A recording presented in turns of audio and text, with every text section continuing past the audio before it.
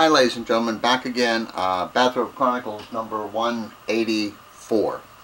I'm not sure how many people we have in our area here. I would imagine with the 5 cities or 6 cities or however many cities we have that are all, jammed up into each other here, I would imagine we have most likely 1 million people. I don't know. I could miss that by no telling how many. But I do know that it seems like almost every day something horrible is reported in the newspaper. People are being murdered, raped, robbed, and so on and so forth. One of the worst things that happened in our area over the past year or so is some sleazoid went into the home of these folks who were in their 90s. The gentleman he beat so badly he subsequently died. A 90-year-old person being beaten. And this goes on all the time, and I'm sure it goes on in your part of the country where you are also. And of course there are the young men and women overseas who are getting killed every day, fighting these wars, as we say. So I thought I would sort of change the tenor of it all, if you will, and just talk about some things that, it just seems like are nice things, if we can stand any of that. I watched this thing, I think it was on CNN the other night. In fact, even where I am in Virginia Beach a few days ago, we had 14 inches of snow. 14 inches. This was a video, and a fellow in Neptune, New Jersey, who is a member of their volunteer fire department.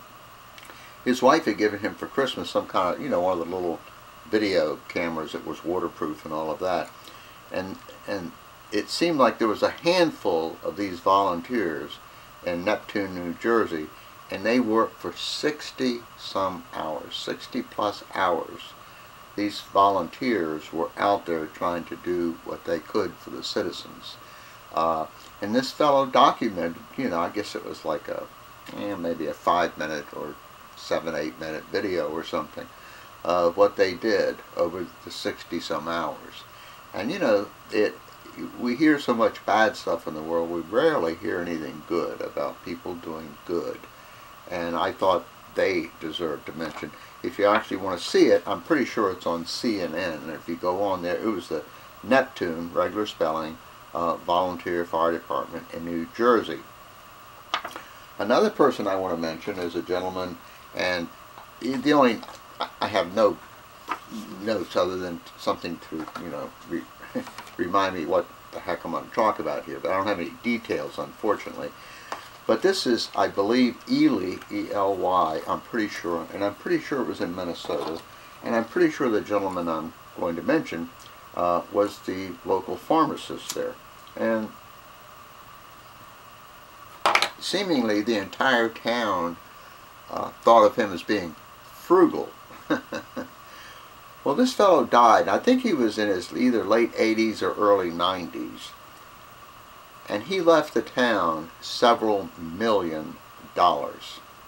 My understanding is, a bunch of it went to churches and things like that to make improvements or do this or do that. But here's this fellow who most likely was a hard worker all of his life, and as the town people said, was a frugal person. And man, oh man, was he frugal. He gave him, I believe it was a couple of million or $3 million or something. I'm pretty sure it was at least $1 million from this frugal gentleman who wanted to look after his town. Another one I saw, it was just last night, and there was a lady, and I believe her family had some money or something, or she got some kind of inheritance or something. And excuse me, she decided she was going to give away $100 a day for 1 year. And she documented this. By the way, if you have any interest in this, it's her website is whatgives365.wordpress.com. whatgives365.wordpress.com. And it was kind of interesting. I didn't read all of it, but she gave to diverse groups, and of course she only gave 100 to each of them. But it was interesting, you know, what it helped people who paid any attention to what she was doing on her website is you know, we could learn of all these places out there that actually need help. One was kind of interesting. I think it was in Africa. I could be wrong, but I'm pretty sure it was in Africa. And you know, in a lot of the cultures, a bicycle is a big deal, and I believe what they said was they were getting these things from China. They were extremely heavy, and they were prone to break, I think structurally, though I could be wrong. And what they did is they started making, there was this company that they formed, and they were making bicycles out of bamboo. And evidently the bamboo was lightweight, it was strong, it was plentiful, and of course this could employ, you know, the local people.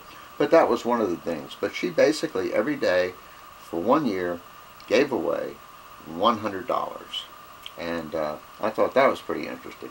And if you actually sat down and thought about it, boy, that'd be a lot of work. I mean, it might sound kind of simple, but if you're actually going to look for places or people or organizations or whatever term you want to use, and you really wanted to be selective and to help people who needed help, that would pretty much be a full-time job to give away $100 every single day. What else do I have here? This is an interesting one. And I should have taken some notes on these, and I apologize, but obviously if you have any interest in this stuff, you can do a search and find them, I'm sure. This gentleman just died. He was in his 90s. I think he was 93 or 94 years old. In the Second World War, he was a fighter pilot. He was in the Pacific, and,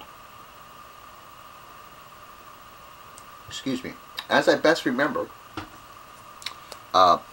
he was shot down over a jungle on a small island or what have you. If I remember this correctly, remember I'm getting along in years, he was 31 days in the jungle with no assistance and no help. He was found by some natives there, the islanders, and they evidently nursed him back to health, as we say. Subsequently, some Australians who were there, of course, behind enemy lines, arranged for him to be picked up by a U.S. sub. This fellow comes home, you know, starts his life going again, has a decent job, and I'm not sure how soon after getting back to the U.S. he did this, but he gathered up some money, I think some of his own money and through donations and things like that. And at first he may have just sent it to the folks in the islands who saved him, in essence. And he kept doing this and raising more and more money. I think he ended up building a school, a small clinic, or what have you. And he was in constant contact with these people. As I best remember, when his kids were, you know, grown out on their own, so to speak, he and his wife went over there and taught school in a school that I believe that he was responsible for having built. But he continued this relationship with these people till the day he died in his 90s. And this was a fellow who, you know, returned a good deed. And you know, as I said, we hear so much about the real bums, the scumbags, the sleazoids in our society, the criminals, the reprobates and everything. It's just so refreshing to hear about these people who do these things, you know, these things that are really incredible. Now I have one more I want to talk about, and I'm at about 10 minutes now, so what I'm going to do is I'm going to go to part 2, as Pat Condell would say. Peace, ladies and gentlemen. Peace.